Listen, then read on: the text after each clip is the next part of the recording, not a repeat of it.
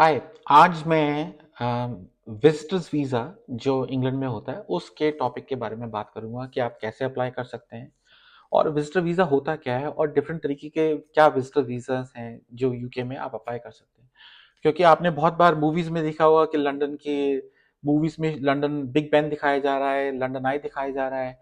और आपने शाहरुख खान की मूवीज़, सलमान की मूवीज़ में देखे होंगे कि लंदन आई का बैकग्राउंड है, पिccadilly सर्कस है। और बहुत लोगों की ड्रीम्स होती है कि वो लंदन जा सके, लेकिन होता क्या है कि कई बार वो एजेंटों के चक्कर में फंस जाते हैं और जो उनको मिसगाइड करते हैं, फ्रॉडुलेंट डॉक्यूमेंट सबमिट करते हैं ताकि वीज़ा लग सके, और वो बहुत पैसे अपने वेस्ट करते हैं। तो मैंने सोचा कि मैं क्यों ना एक वीडियो बनाऊं जिससे आपको ये प्रोसेस पता लग जाए और आप खुद ही अप्लाई कर दें। और मैं थोड़ा अपना छोटा सा बैकग्राउंड देता हूँ। मेरा नाम सर्वेश है, मैं इंग्लैंड में बैरिस्टर हूँ और मेरे को परमिशन है अनरिजर्व लीगल सर्विसेज प्रोवाइड करने के लिए। मेरे पास राइट्स ऑफ ऑडियंस नहीं है और मैं आज आपके लिए प्रोसेस इतना सिंपल बना दूंगा कि आप खुद वेबसाइट पे जाके अपने आप वीज़ा अप्लाई कर सकते हैं। लेकिन उसके बाद भी अगर आपको कॉन्फिडेंस नहीं आता तो आप मुझे अप्रोच कर सकते हैं, मैं आपके लिए वो फाइल कर दूंगा। बट मेरी उम्मीद ये है कि मैं इतनी अच्छी इन्फॉर्मेशन दूं आपको कि आप खुद ही कर लें। राइट। मैंने ऐसे ही एक स्टूडेंट वीज़ा का भी वीडियो बनाया था। तो विजिटर वीज़ा यूजुअली 6 मंथ्स के लिए ग्रांट होता है और इसका पर्पस ये होता है कि आप या तो फैमिली को विजिट कर रहे हैं, फ्रेंड्स को विजिट कर रहे हैं, या आप किसी बिजनेस कॉन्फ्रेंस के लिए जा रहे हैं, या किसी इंटरव्यू इनवाइट के लिए जा रहे हैं, या किसी आपको कमेंट्री के लिए इनवाइट करा गया क्रिकेट के लिए या किसी म्यूजिक एंटरटेनमेंट के लिए, और आप 6 महीने के लिए वहां पे जा रहे हैं ताकि आप एक पेड एंगेजमेंट कर सकें। 2025 से पहले आपको जो वीज़ा था उसमें पेड एंगेजमेंट अलाउड नहीं था, लेकिन 2025 के अंदर कुछ चेंजेस आए तो वो मैं डिस्कस करूंगा। अच्छा, ये वीज़ा विज़िटर वीज़ा इसलिए भी इस्तेमाल होता है कि लोग मैरिज कर सकें, लेकिन जो स्टैंडर्ड विज़िटर होता है, जो फैमिली विज़िटर वीज़ा होता है, उसमें आप मैरिज नहीं कर सकते। ओके? ये बहुत इंपॉर्टेंट जानना कि मान लो आप किसी को ऑनलाइन मिले, आपको फीलिंग्स डेवलप हुई और आप लोगों ने ईमेल एक्सचेंज करे और आप लोग एक दूसरे के बगैर रह नहीं सकते, तो स्टैंडर्ड विज़िटर वीज़ा फॉर्म बिल्कुल मत भरना। उसके लिए मैरिज विजिटर वीज़ा फॉर्म होता है, वो एक अलग वीडियो होगा, आप उसको देखेंगे और आप उसमें से अप्लाई कर सकते हैं, ताकि आप गलत मत कर दो वरना वो रिफ्यूज़ कर देंगे। अब आप मान लो कि आपको इंग्लिश स्पीकिंग नहीं आती है और आप इंग्लिश सीखने के लिए भी आना चाहते हैं, छोटा-सा कोर्स जैसे 30 दिन का कोर्स हो गया या 2 महीने का कोर्स हो गया, तो वो भी विजिटर वीज़ा पे स्टैंडर्ड में अलाउड होता है। और क्या चीज़ अलाउड होती है कि मान लो आपको कोई डिजीज़ निकल आई है और आपको लंदन में ट्रीटमेंट कराना है, प्राइवेट मेडिकल ट्रीटमेंट, तो आप उसके लिए भी मेडिकल वीज़ा अप्लाई कर सकते हैं, विजिटर वीज़ा इसी में अप्लाई कर सकते हैं। मान लो आप कोई एकेडमिक हैं, बहुत वेल नोन प्रोफेसर हैं, आपको कोई गेस्ट लेक्चर्स देने आने हैं, तो आप इसमें भी आ सकते हैं एकेडमिक बेसिस पे। ठीक है? अब ये जो वीज़ा होता है इसके डिफरेंट डिफरेंट ड्यूरेशंस होते हैं। 6 months, 2 years, 5 years and 10 years. Okay? जिसका कभी भी पहले वीज़ा नहीं लगा है, मैं उसको हमेशा एडवाइस ये करूँगा कि आप 6 मंथ्स के वीज़ा के लिए अप्लाई करो।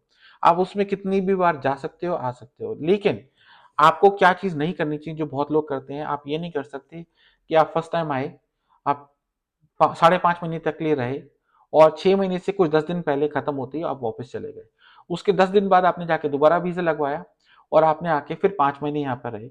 ये जो बिहेवियर है, ये ब्रीच के लिए कंसिडर होता है, क्योंकि आप यहाँ पे आके रह नहीं सकते हैं। मतलब ये है कि आप विजिट विजिट पे आ रहे हैं, मान लो आपका 3 महीने का काम है, 10 दिन का काम है, 20 दिन का काम है, 1 महीने का काम है, आओ जाओ ऐसा है। लेकिन आप अगर आप ये बार बार करेंगे, 3 बार 4 बार यही करेंगे कि आप यहाँ पे आए, आपने इलीगली काम करा, फिर आप चले गए, फिर वापस आए, फिर इलीगली काम करा, चले गए, वो बिल्कुल नहीं करना चाहिए। इसके लिए विजिटर वीजा नहीं बना। और एक विजिट में 6 मंथ्स तक ये अलाउड है। तो अगर 2 साल का वीजा है तो उसमें आप एक ड्यूरेशन के अंदर 6 महीने से ज्यादा नहीं रह सकते। ये बहुत इंपॉर्टेंट है। अब आते हैं वीजा फीस कितनी होती है। सो 6 मंथ्स का जो वीजा फीस है उसकी फीस है £127। अगर आप एकेडमिक बेसिस पे आ रहे हैं, मेडिकल बेसिस पे आ रहे हैं, उसकी है 220। अगर आपको 2 साल का वीजा चाहिए उसकी फीस है £475। अगर आपको 5 साल का वीजा चाहिए उसकी है £848। अब आपको ये भी ऑफर होता है जो वीएफएस सेंटर्स होते हैं जहाँ पे आप अपना जाके पासपोर्ट और अपने बायोमेट्रिक्स देते हैं, जिसके बारे में बाद में बताऊंगा। वहाँ पे सिक्योरिटी प्रीमियम प्रोसेसिंग सर्विस भी होती है on top of the visa fees. मान लो आपको 2 दिन में वीजा चाहिए तो उसकी एक स्पेशल फीस होती है जो अलग से वीजा के ऑन टॉप होती है। ओके? वो वीएफएस की वेबसाइट्स पे और यूके होम ऑफिस की वेबसाइट पे ऑलरेडी अवेलेबल होती है। लेकिन विजिटर वीजा लेने के लिए डॉक्यूमेंटेशन क्या लगती है? सबसे पहले आपके पास एक वैलिड पासपोर्ट होना चाहिए। ठीक है? लेकिन ऐसा नहीं हो सकता कि उसमें सिर्फ 3 महीने बचे हैं एक्सपायरी में, तो वो आपको चढ़ने नहीं देंगे और आपको वो देंगे भी नहीं वीजा। क्योंकि वीजा अगर 6 मंथ्स का है, तो अगर आपकी पासपोर्ट की वैलिडिटी सिर्फ 3 मंथ्स है, तो सोचो वो वीजा कैसे देंगे, क्योंकि आप तो वहां जाके गायब हो जाओगे, right? So make sure you have more than 6 months remaining on your passport. So this is the best advice that I can give you. Make sure you have, अगर आपके 8 महीने बचे हैं, आप अप्लाई कर लो, बट मेरी राय ये होगी कि आप नया पासपोर्ट लेके जाओ, वो ज्यादा बेटर रहेगा। ठीक है? वैलिड पासपोर्ट है। अगर आप एज अ विजिटर आ रहे हो कि आपको लंदन देखना है, आप किसी को जानते नहीं हो, तो आप क्या लगेगा, दे नीड टू सी कि क्या आपके पास इतनी इनकम है कि आप सस्टेन कर सकते हो। तो उसमें दो तरीके के लोग होते हैं, एक होता है जो सैलरीड एम्प्लॉय होता है और एक होता है जो बिजनेस ओनर होता है। Let's look at the salaried employee. Salaried employee को अपनी लास्ट 3 to 6 मंथ्स की पे स्लिप्स दिखानी चाहिए, अपना एम्प्लॉयमेंट कॉन्ट्रैक्ट दिखाना चाहिए इन टर्म्स ऑफ डॉक्यूमेंटेशन, और उसके अलावा अपनी बैंक स्टेटमेंट भी दिखानी चाहिए। फॉर एग्जांपल आपकी पे स्लिप है, आप 2 लाख रुपए महीना कमाते हो ग्रॉस, और आपका नेट आता है 1,25,000 रुपए, तो वो एग्जैक्ट 1,25,000 जिस बैंक अकाउंट में हिट कर रहा है जिस डेट को, वो मैच करनी चाहिए आपकी पे स्लिप से, राइट? देन आपका एम्प्लॉयमेंट कॉन्ट्रैक्ट भी होना चाहिए जिसमें जो पे स्लिप पे आपका एम्प्लॉयर लिख रखा है और जो बैंक अकाउंट में जिस कंपनी के नाम से क्रेडिट आ रहा है, वो दोनों मैच करने चाहिए, ये तीनों चीजें मैच करनी चाहिए। ताकि उससे ये हो जाता है कि गवर्नमेंट को ये पता लगता है कि ये बंदा इतना पैसा कमा रहा है और इसके पास ये कॉन्ट्रैक्ट है। ठीक है? तो आपको पे स्लिप, आपका employment contract, pay slip last की 3 से 6 महीने की दिखाओ, 6 महीने की दिखाओ तो सफिशियंट होती है। लास्ट 3 से 6 महीने की bank statements, so date of application से लास्ट 3 से 6 महीने की। लेकिन आप गाइडेंस देख लेना स्टूडेंट वीजा में, not student visa, sorry, visitor visa के अंदर उन्होंने फाइनेंशियल स्टेटमेंट्स में क्या मांगा है। बट मैंने पता नहीं बहुत सारे, कम से कम 100 से बार अप्लाई करा है, मेरा आज तक एक बार भी किसी के लिए वीजा रिजेक्ट नहीं हुआ। उसके अलावा आप क्या कर सकते हो कि आप जिस जगह जाके रुकोगे, क्योंकि आप प्राइवेटली जा रहे हो, आपके पास कोई दोस्त नहीं है, तो जिस होटल में रुकोगे, 10 दिन के लिए रुकोगे, तो अगर आप booking.com से बुकिंग कर रहे हो, तो वहां पे आपका एस्टिमेटेड चार्ज होगा कि ये बुकिंग इतने की है। Please do not make arrangement such as like booking tickets for a hotel और air ticket unless you got the visa. They will not, वो हमेशा ये बोलते हैं कि आप वीजा अप्लाई करने से पहले अपनी कोई भी कंफर्म बुकिंग ना करें, क्योंकि वीजा मिलना कोई गारंटी नहीं होता। तो इसलिए इंपॉर्टेंट क्या है कि आपको, अगर आपको टेंटेटिव आइटनरी मिल गई कि मेरे को जाने में 1 लाख रुपए की फ्लाइट लगेगी, कौन सी एयरलाइन से, किस डेट को, कितने बजे जाना है, उसका इस डेट से इस डेट का होटल का प्राइस इतना है, राइट?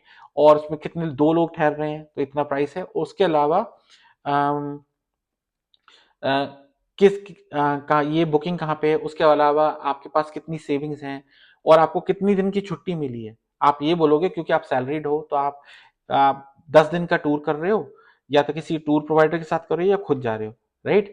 और आप ये बताओगे कि मेरे पास ये पोजीशन है, मेरे पास एम्प्लॉयमेंट कॉन्ट्रैक्ट है, और अपने एचआर का या किसी का भी ईमेल, अगर आप लेटर प्रोवाइड कर सकते हो कि यस वी, ये मैंडेटरी नहीं है, लेकिन yes, this person is employed with us and he's going on vacation from this date to this date, and if you need any details you can contact me। और HR का email होना चाहिए, ये नहीं कि जीमेल के email पकड़ा दिए, कंपनी ईमेल होना बहुत जरूरी है।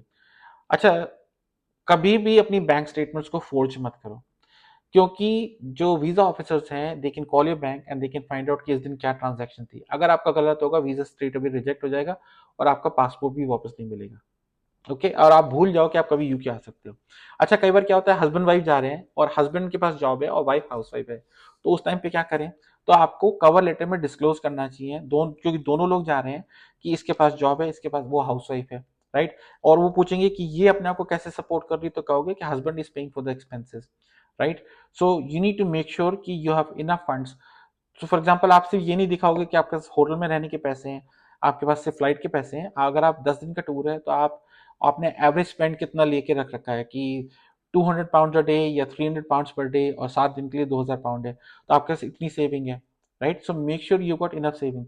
और ये जो फाइनेंशियल रिक्वायरमेंट होती है, इसके लिए स्किल्ड पर्सन की जरूरत होती है, क्योंकि उसमें मैं कवर लेटर में ये लिख सकता हूँ कि हमारा एंटिसिपेटेड एक्सपेंडिचर इतना है, फ्लाइट्स का इतना है, वीजा फीस इतनी है, और उसके अलावा हमने इंसिडेंटल एक्सपेंसेस के लिए इतना रख रखा है। अच्छा, आप और एक और चीज लेके कर सकते हो, क्योंकि आप विजिटर वीजा पे हो, आपको फ्री एनएचएस मतलब मेडिकल ट्रीटमेंट नहीं मिलता, आपको कोई पब्लिक बेनिफिट नहीं मिल सकता। तो मेरी एडवाइस ये होगी कि you always carry medical policy that covers you at least for 30,000 pounds और 30,000 यूरोज। और ढंग की पॉलिसी लेना, क्योंकि कई बार लोग सिर्फ 10-10 हजार रुपए में पॉलिसी बेच रहे होते हैं और उसमें इतने डिस्क्लेमर्स होते हैं और एक्सक्लूजन क्लॉजेस होते हैं एक्सक्लूजन क्लॉजेस का मतलब हम सब कुछ ये कवर कर रहे हैं लेकिन हम ये कवर नहीं कर रहे। फॉर एग्जाम्पल, अगर आपको चोट लग गई तो वी वुड नॉट पे फॉर योर फ्लाइट्स, अगर ट्रीटमेंट वहाँ बहुत ज़्यादा महंगा है। अगर आपको कोई इमरजेंसी ऑपरेशन कराना है तो फर्स्ट ट्रीटमेंट इज की that you have to come back. अगर अगर अगर आपकी ट्रीटमेंट 5 लाख रुपए से ऊपर की है तो you have to come back. मान लो अब आप क्या करोगे, अगर आपको बहुत बड़ा एक्सीडेंट हो गया, वहां 20,000 पाउंड का खर्चा आने वाला है, राइट? और आप अगर वापस नहीं आ सकते हो, क्योंकि 5 लाख, वो कहते हैं कि 5 लाख की जो एक्सक्लूजन क्लॉजेज हैं, वो कहते हैं इससे ज्यादा अगर खर्चा है तो आपको वापस आना पड़ेगा, क्योंकि वो खर्चा इंडिया में कम होगा, राइट? तो ऐसे बहुत से पॉलिसीज होती हैं, और पॉलिसी बाजार डॉट कॉम जैसी वेबसाइट पे जाके जब आप देखते हैं तो आप इतनी जल्दी जो ऊपर वाला अमाउंट होता है ना उससे स्वे मत हो जाना, क्योंकि वहीं पे लोग गलती करते हैं और वो डिटेल नहीं पढ़ते। So always always read the exclusion clauses. Okay. AXA है, AXA insurance, A X A Swiss company है। अलियांज है, वो भी स्विस कंपनी है, जहां पर आप देख सकते हैं। और टाटा एआईजी है, but I don't recommend any of them until I've read them in detail. But make sure you carry a medical policy, ताकि आप, और आपके पास वो भी होना चाहिए कि मान लो अगर आपकी फ्लाइट कैंसिल हो गई तो आपकी ट्रैवल इंश्योरेंस वो कवर करेगी। ठीक है। अगर आप ये सारी चीजें, अगर आपका लगेज लॉस हो जाता है तो वो भी कवर करते हैं, तो make sure you are well covered in that. और सबसे इंपॉर्टेंट होता है कि आप कवर लेटर में लिखो कि वीजा ऑफिसर को मैं ये विजिटर वीजा एप्लीकेशन कर रहा हूँ, हम इस डेट से इस डेट को हम जा रहे हैं, और हमारा पर्पस क्या है। पर्पस में आप ये लिखोगे कि मैं लंदन सिटी देखना चाहता हूँ, मैं बर्मिंघम जाना चाहता हूँ, या मैं डबलिन भी देखना चाहता हूँ, क्योंकि उस वीजा के अंदर आप आयरलैंड भी जा सकते हो। ठीक है। और हमने इस जगह पे ये होटल्स का एस्टिमेटेड, हमने ये आइटनरी देखी है बुकिंग डॉट कॉम से, ये कॉस्ट है, और उसकी इक्वलेंट मेरी इनकम इस टाइम पे इतनी है। उसके लिए मैंने पे स्लिप लगाई है, अपनी बैंक स्टेटमेंट लगाई है, और अपना एम्प्लॉयमेंट कॉन्ट्रैक्ट लगाया है। और मेरी वाइफ काम नहीं करती है तो मैं उसका खर्चा पे करूंगा। और कोई मेडिकल इमरजेंसी ना हो जाए उसके लिए मैंने मेडिकल इंश्योरेंस भी ले रखी है। और आई होप कि मेरी सारी डॉक्यूमेंटेशन कंप्लीट है। अगर आपको कोई और डॉक्यूमेंटेशन की जरूरत पड़े तो आप मुझे कांटेक्ट कर सकते हैं। इस तरह का आपको कवर लेटर लिखना है। अब मान लीजिए कि आपसे ये भी क्वेश्चन पूछा जाएगा, क्या आपका कोई क्रिमिनल रिकॉर्ड है, क्या आपने कभी बैंक्रप्सी हुई है, क्या आपने कभी टेररिस्ट ऑर्गेनाइजेशन के साथ एसोसिएशन हुई है, क्या आपने कभी हेट स्पीच दी है, या कोई वायलेंस इंसाइट करने की कोशिश करी है, या आप पे कोई केसेस चल रहे हैं। तो make sure you read those questions very carefully. Usually answers no होते हैं, but do not under any circumstances lie in that form, because if you lie they will check it and they will refuse your visa. हो सकता है आपने किसी और country का visa apply करो और आपका वीजा रिजेक्ट हो गया, तो वो भी पूछेंगे कि क्या लास्ट के 10 सालों में आपने कभी यूके में अप्लाई करा, या आपका कभी यूके वीजा रिफ्यूज हुआ। अगर रिफ्यूज हुआ तो उसका क्या रेफरेंस नंबर है, किसी और कंट्री का रिफ्यूज हुआ है। प्लीज, ये मेरी सबसे पॉइंटेड एडवाइस ये है कि इस टाइम पे कभी लाया मत करें, क्योंकि कई बार क्या होता है, लोगों को प्रोसीजर्स नहीं पता होते और उनका वीजा रिजेक्ट हो जाता है। तो आप लिखें कि यस, मेरा एक वीजा रिजेक्ट हुआ था, इस डेट को हुआ था, उसका रेफरेंस नंबर ये है, मैंने ये डॉक्यूमेंट अपलोड करा है। और वो कवर लेटर में लिखो कि मेरा वीजा इसलिए रिफ्यूज हुआ था क्योंकि मेरे पास इनसफिशिएंट डॉक्यूमेंटेशन थी और मुझे अवेयरनेस नहीं थी, लेकिन अब मैंने वो अवेयरनेस इस चीज को देख के कंप्लीट करी है और मैं फुल डिस्क्लोजर कर रहा हूँ। उससे होता क्या है कि जो वीजा असेसमेंट ऑफिसर है यूके का, होम ऑफिस में, वो ये देखता है कि ये बंदे ने मेरे को पूरा डिस्क्लोजर करा है, ही इज ऑनेस्ट, और इसके पूरे पूरे चांसेस हैं कि यूके में आएगा और टाइम पे वापस चला जाएगा।